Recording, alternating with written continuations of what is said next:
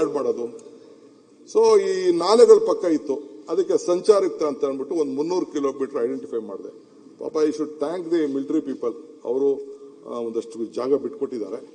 ಅಲ್ಲಿ ಆ ಕೆನಲ್ ಪಕ್ಕ ಇದ್ಕೊಂಡು ಆ ಹೊಸ ರೋಡ್ನ ಏರ್ಪೋರ್ಟ್ ಆದಮೇಲೆ ಹಳೆ ಏರ್ಪೋರ್ಟ್ ಪಕ್ಕದಲ್ಲೇ ಮಾಡಿ ಅಲ್ಲೊಂದು ಹೋಗ್ತಾ ಇದೆ. ತಿರ್ಗಾ ಇಲ್ಲಿ ತಣಿಸಂದ್ರ ಒಂದು ಹೋಗ್ತಾ ಇದೆ.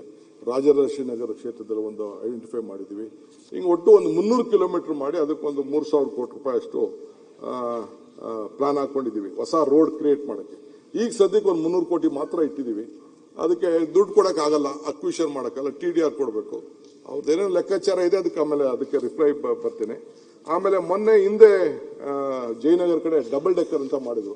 ನಾನು ಪ್ರೈಮ್ ಮಿನಿಸ್ಟರ್ ತೋರಿಸ್ತಾ ಇದ್ದಾನೆ. I asked him to see that model. I think Ashok ಇದ್ರು ಏನೋ ಗೊತ್ತಿಲ್ಲ ನನಗೆ. ನೋಡಿ, ಇಲ್ಲೇ ಇದೆ ಫೋಟೋ, ಪ್ರೈಮ್ ಮಿನಿಸ್ಟರ್ ನೋಡ್ತಾ ಇರೋ ಫೋಟೋ. ಈ ಸೆಡ್ ಈ ಅಗ್ರಿ ಟು ಮೀ. ಇವರು ಚೆನ್ನಾಗಿ ಮಾಡಿದ್ದಾರೆ ನಮ್ಮ ನಾಗ್ಪುರಲ್ಲಿ. ನೋಡಿಯಪ್ಪ,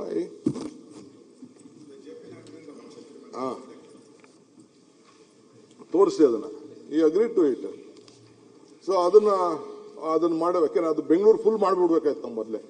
V took a later decision. ಈಗ ನಾನು ಅದ್ರ ಬಗ್ಗೆ ಸುಮಾರು ಹೆಚ್ಚು ಕಮ್ಮಿ ಹೊರಟಿದ್ದೀನಿ. ಒಂದು 40 ಕಿಲೋಮೀಟರ್ ಆಡ್ ಮಾಡಿದ್ದೀನಿ. ಅದು ಸೇರಿಸಿದ್ರೆ ಒಂದು 50 ಕಿಲೋಮೀಟರ್ ಆಗ್ತದೆ.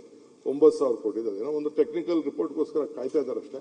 ಸೊ ಅದು ಟೆಂಟ್. ಯಾಕೆಂದ್ರೆ ಕೆಳಗಡೆ ಇದನ್ನು ಹೋಗೋದು, ಡಬಲ್ ಡೆಕ್ ಇದು ಬಸ್ ಹೋಗೋದು 4 ಲೈನು, ಅದಾದ್ಮೇಲೆ ಮೇಲ್ ಮೆಟ್ರೋ ಹೋಗೋದು, ಆ ರೀತಿ ಮಾಡಿದ್ವಿ. 50-50 ಶೇರಿಂಗ್. ಬೆಂಗಳೂರು ಸಿಟಿಯವರು ಮೆಟ್ರೋರ್ ಅರ್ಧ, ಕಾರ್ಪೊರೇಷನ್ ಅರ್ಧ ದುಡ್ಡು. ಇಬ್ರು ಒಬ್ಬರೇ ಕೊಡಕ್ಕಾಗಲ್ಲ ಅಂತೇಳಿ ಇಬ್ರಿಗೂ ಶೇರ್, ಯಾಕೆಂದ್ರೆ ಗೌರ್ಮೆಂಟ್ ಲ್ಯಾಂಡ್ ಅಲ್ಲಿ ಮಾಡ್ತಾ ಇದಾರಲ್ಲ. ಸೊ ಇಬ್ರು ಶೇರ್ ಮಾಡಿ ಅಂತ ಅಂದ್ಬಿಟ್ಟು ಅವ್ರಿಬ್ರಿಗೂ ತೀರ್ಮಾನ ಮಾಡಿದ್ವಿ.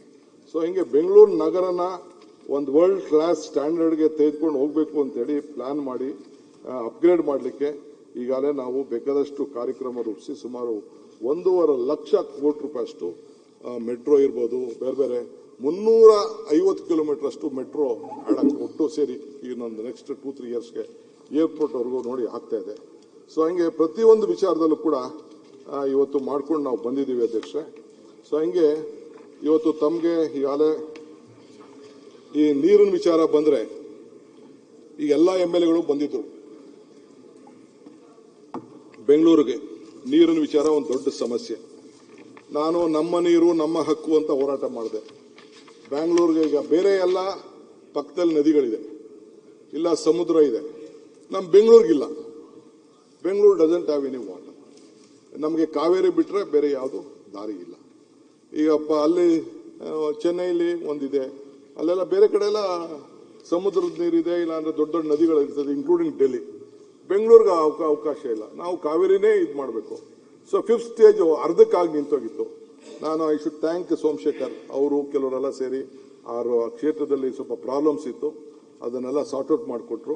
ಸೊ ಕಾವೇರಿ ಸ್ಟೇಜ್ ಅವರೆಲ್ಲ ಬಂದಿದ್ರು, ವಿಶ್ವನಾಥ್ ಬಂದಿದ್ರು, ಮುನ್ರಾಜ್ ಬಂದಿದ್ರು, ಗೋಪಾಲಯ್ಯ ಬಂದಿದ್ರು, ಎಲ್ಲ ಬಂದಿದ್ರು. ಅವರೆಲ್ಲ ಬಂದು ಕರ್ಕೊಂಡೋಗಿ, ಬಸವರಾಜ್ ಬಂದಿದ್ರು, ಅವರೆಲ್ಲ ಕರ್ಕೊಂಡೋಗಿ ಅಲ್ಲಿ ತಿಪ್ಪು ಇದರಲ್ಲಿ ನಮ್ಮ ತೊರೆಕಾಡಿನಲ್ಲಿ ಅಲ್ಲಿ ದೊಡ್ಡ ಪ್ರೋಗ್ರಾಮ್ ಮಾಡಿ ನೀರು ಈಚೆ ತಂದು ಅದನ್ನ ಮಾಡಿದ್ರು.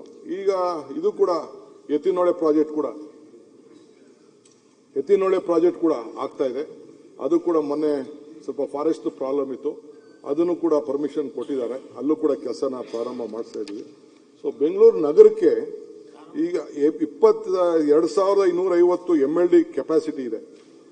ಇನ್ನ 1,850 ಈಗಾಗಲೇ ಮಾಡಿದ್ವಿ. ಇನ್ನ 400 MLD ಕೆಪಾಸಿಟಿ ಇದೆ. ಇನ್ನ ಯಾರಿಗೆ ಬೇಕಾದ್ರೂ ನಾವು ಕೊಡಲಿಕ್ಕೆ ಅವಕಾಶ ಇದೆ. ಅದಕ್ಕೆ ಕ್ಯಾಂಪ್ಗಳನ್ನೇ ನಾವು ಮಾಡಿಸ್ತಾ ಇದ್ದೀನಿ. ಇನ್ಸ್ಟಾಲ್ಮೆಂಟ್ ಅಲ್ಲಿ ಕನೆಕ್ಷನ್ ತಗೊಳ್ಳಿ ಅಂತ ಹೇಳ್ತಾ ಇದ್ದೀನಿ. ಇನ್ನ ಬೇಕಾದಷ್ಟು ಅವಕಾಶ ಇದೆ. ಆಮೇಲೆ 6ನೇ ಸ್ಟೇಜ್ ಕೂಡ ಈಗಾಗಲೇ ಪ್ಲಾನ್ ಹಾಕಿ 7,000 ಕೋಟಿ ರೂಪಾಯಿಗೆ DPR ರೆಡಿ ಮಾಡಿ ಮೊನ್ನೆ ಕ್ಯಾಬಿನೆಟ್ ಅಲ್ಲಿ ಕೂಡ ಆಗಿದೆ. ಮೊನ್ನೆ ಜೈಕಾ ಅವರು ಕೂಡ ಒಪ್ಕೊಂಡಿದ್ದಾರೆ. ಸೊ ಹೊಸ ರೋಡಲ್ಲಿ ಇದನ್ನು ತರಬೇಕು ಅಂತ ಮಾಡಿದೀವಿ. ಇನ್ನೊಂದು ನನಗೊಂದು ಬಹಳ ದೊಡ್ಡ ಸಂತೋಷ, ಒಂದು ದೊಡ್ಡ ಸಮಾಧಾನ ನನ್ನ ಮನಸ್ಸಿಗೆ ತಂದಿದೆ ಅಂದ್ರೆ, ಈ ಸುಪ್ರೀಂ ಕೋರ್ಟು ಇಲ್ಲಿಂದಾನೇ ಒಂದು ನಿಮ್ಮ ಮುಖಾಂತರ ಒಂದು ಶರಣು ಆ ಕೋರ್ಟ್ಗೆ